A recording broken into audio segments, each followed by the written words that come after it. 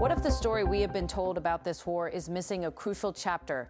Over the last weeks, a fresh set of accounts has begun to reshape what we thought we knew about the scale of damage and the nature of the strikes that battered American military installations across West Asia. The picture that is emerging is both technical and human: satellite signatures, blown out radar domes and hangars, the slow, costly calculus of repairs, and it is complicating the carefully managed narratives coming from capitals on both sides. According to multiple briefed officials and people familiar with classified damage assessments, the strikes were not the limited surgical blows some leaders described. They were coordinated combined arms attacks involving swarms of missiles and drones working in concert with fixed-wing aircraft. In plain terms, ballistic and cruise missiles attacked drones and fighter jets, overcame layered air defenses, reached hardened positions, and struck critical systems. The result was a level of damage and loss that, by several accounts, goes well beyond earlier public statements. Among the most consequential blows was a strike on Al Udeid Air Base, the sprawling U.S. and coalition hub just outside Doha. Al Udeid is not an incidental outpost. It is a central node for operations, for logistics, for command and control across a region that spans from North Africa to Central Asia. Damage there matters. In one account, advanced radar arrays and aircraft shelters suffered direct hits. Runway and taxiway repairs, reconstructions of hardened facilities, replacement of mission-critical electronics, the work to restore full operational capability, officials say, will take years and cost in the billions. For military planners and procurement officials, the headline figure is not only money, it is time. The time it takes to rebuild surveillance and targeting capacity, to restore sortie generation rates, to replace the sensitive electronics that underpin modern air and missile defense. When an airbase margin of resilience is peeled back, it changes how commanders think about basing, dispersal, and the force posture needed to deter further attacks. There is another, more immediate human dimension. Official casualty figures have remained limited and in public modest. But several of those interviewed for recent assessments believe the toll could be higher than early tallies. In the fog that follows layered attacks, debris, communications outages, damaged medical facilities, there are often delays and revisions in counting the dead and wounded. Families, unit commanders, and hospital records all play a role in establishing the final tally, and that process can be slow, incomplete, and at times politically fraught.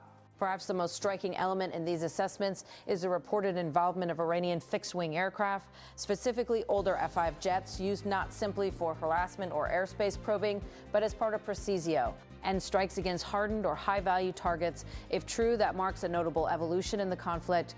Air-breathing fixed-wing penetration into defended airspace to engage ground targets against a modern integrated air defense system is not a trivial operation. It requires planning, suppression, or exploitation of gaps in defenses, and a degree of operational boldness that signals a deliberate strategy to alter the battlefield calculus. That operational boldness, some analysts suggest, may have been intentional messaging to demonstrate capability to erode assumptions of immunity and to force a reconsideration of how vulnerable forward basing really is for the United States and its partners. The lesson is acute. Air defenses designed to protect personnel and infrastructure were stressed, and in several locations were overwhelmed or bypassed. That raises hard questions about the resilience of forward posture and the investments needed to harden assets against evolving threats. At the same time, as the military picture has been re-examined, the diplomatic ledger has become a battleground in its own right. A fragile, open-ended ceasefire brokered through Pakistani mediation has bought time, but it has not erased the underlying disputes. Islamabad now occupies a pivotal role,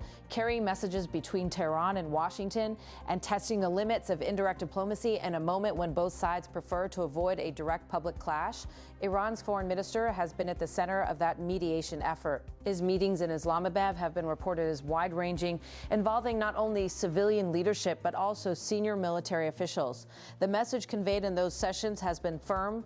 Iran will engage, but it will not be dictated to. That line has been delivered in plain language. He said, "We are ready to negotiate, but we will not surrender." A diplomatic source put it even more bluntly. "We will not sit at negotiations where America dictates the red line." SCATT.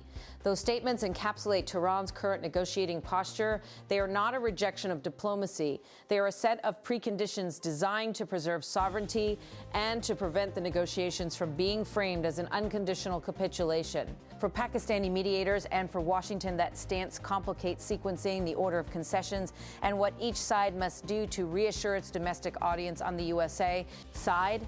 The diplomacy has been led by a small, high-profile delegation. A special envoy and a presidential advisor traveled to the region to press for a deal that would sustain the ceasefire and extract concrete guarantees. Earlier rounds of talks, including a first set of meetings led by the vice president, ended without a breakthrough, leaving core disagreements unresolved. The vice president's role in the first round was meant to demonstrate American seriousness, but it also highlighted how deeply contested the critical issues remain, above all the question of sequencing and the status of the naval blockade that Iran has called a violation of the ceasefire.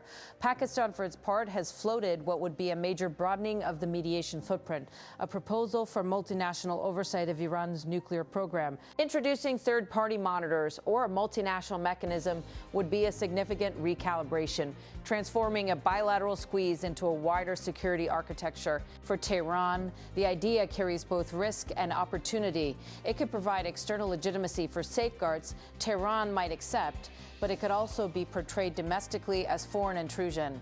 That delicate balance is precisely why Pakistan's proposal has been put forward tentatively as a way to expand the space for compromise without prescribing the outcome. The fragile ceasefire itself has been extended without a fixed deadline. That creates a diplomatic tempo that can be both stabilizing and destabilizing. On the one hand, it keeps the guns quiet and allows mediators time to negotiate technical arrangements, deconfliction measures, and verification steps. On the other hand, it leaves a power vacuum in which messaging becomes a form of leverage. Each side seeks to shape the narrative: who blinked, who preserved deterrence, whose concessions will be required if the truce holds. Within that contest, Tehran has been projecting confidence. Officials in state media have emphasized sustained readiness and unused capacity. The Defense Ministry framed the situation in stark terms: our military power today is a dominant force, and the enemy is looking for a face-saving way to escape the war quagmire it has become trapped in. That language is not just rhetoric. It is meant to signal to both domestic and regional audiences that Iran believes it retains credible leverage and that any return to hostilities would be costly for its adversaries. Washington, for its part, has been careful in public. Leaders have extended the ceasefire and dispatched envoys, and at times have suggested willingness to be flexible in pursuit of a deal. Behind that posture lie difficult calculations about credibility, deterrence, and domestic politics. Any perception that American forces can be struck with impunity risks emboldening further aggression. Conversely, an overly aggressive response would risk escalating the conflict beyond the current boundaries. There is also an economic and logistical reality that will shape the aftermath, whatever the diplomatic outcome. Repairing radar systems, replacing stealthy electronics, reconstructing hardened shelters, and reestablishing supply chains will take time and money. Aircraft lost or damaged, spare parts stretched thin by extended operations, and contract timelines measured in months and years. These are the nuts and bolts of recovery. For defense budgets already under pressure, the added cost will force choices about priorities across the globe. And then there is the political geometry. At home, leaders on both sides must manage domestic expectations. Tehran must show it protected national honor and did not bow to external pressure. Washington must demonstrate that it protects its forces and allies, that it did not accept an erosion of deterrence. For the American president and his team, messaging is closely linked to the optics of strength and restraint. For Tehran's leaders, it is about surviving sanction pressure and domestic unrest while preserving strategic depth. Beyond the immediate players, the regional stakes are enormous. Gulf states, NATO partners, and other Middle Eastern capitals are watching closely. An escalation would have ripple effects on energy markets, trade routes, and the security calculations of countries that have long lived with proxy dynamics and great power competition. The specter of renewed strikes against forward bases would force partners to rethink basing arrangements, tanker routes, and the posture of their own militaries. So where does this leave us? Diplomacy is moving, but it is slow, indirect, and conditioned. Pakistan's role as intermediary has expanded, converting Islamabad into a conduit for negotiations that the principal parties prefer not to conduct face-to-face. That arrangement buys cover for both sides, even as it creates potential gaps in messaging and accountability. It means that what is agreed in closed rooms in Islamabad may differ from what is announced Labamad, may differ from what is announced later, and that each side will have an incentive to shape public narratives that support domestic political objectives. The risk always is that this fragile balance will not hold. If either side believes it can gain advantage by resuming offensive operations, the costs will rise quickly. If the ceasefire erodes, those repair bills that already loom large will become immediate strategic liabilities. And if the truth about the scale of damage on the ground diverges sharply from the story told in public, trust will fray among allies and legislated U.S. and between commanders and the civilians who provide the resources to rebuild. For families and service members on the bases that were struck, the stakes are personal. Repair crews who will work nights to restore radar arrays, medical teams who will tend to the wounded, engineers who will map out reconstruction timelines. Their tasks are the immediate aftermath. Politicians and diplomats will argue about sequencing and verification in capitals, but the physical work of restoring capability will be the slowest, most unglamorous chapter that defines the true cost of this conflict. There is a larger strategic question, too.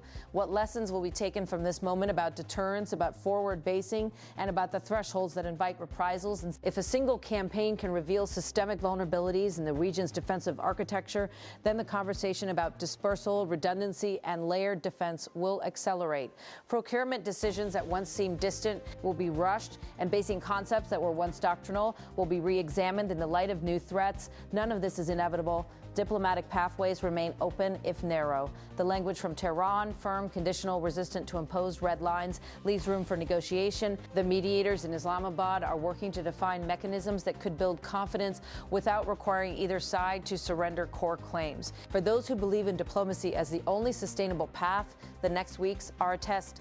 Can a web of indirect talks, confidence-building measures, and careful sequencing convert a pause into a durable settlement? For those who see the conflict in zero-sum terms, the military dimension will continue to be central, reconstituting damaged capabilities, shoring up air defenses, and ensuring that bases can withstand future strikes will matter. So will decisions about whether to move certain functions ashore, aboard, or into new basing concepts altogether wither. It is clear that the narrative is not settled. New accounts, new assessments, and new disclosures are changing how the world understands both the military and political elements of this conflict. The damage done to infrastructure will take years to repair. The human toll may yet be revised, and the diplomacy that now threads through third-party capitals will determine whether the region returns to an uneasy but stable détente or slides back toward kinetic confrontation. In the coming days and weeks, watch three things closely: the level of transparency about damage and casualties at forward bases, any concrete movement on the sequencing of concessions in mediated talks, and changes to basing and defense postures that reflect a new assessment of risk. Those will tell us whether we are witnessing a temporary lull in a broader contest or a genuine pivot toward a negotiated order. For now, the ceasefire holds. Ports and airfields are being assessed. Delegations are moving between CAPI towels. Statements are firm and at times theatrical, but beneath the rhetoric lies a complex, costly reality, a reality measured in damaged radars and aircraft, in the long timelines of repair, and in the fragile politics of compromise. The next chapter will be written not only in negotiations rooms, but also by the crews and engineers who rebuild what was broken, and by the leaders who decide whether to press advantage or to pursue a settlement that, for all its flaws, keeps the guns silent.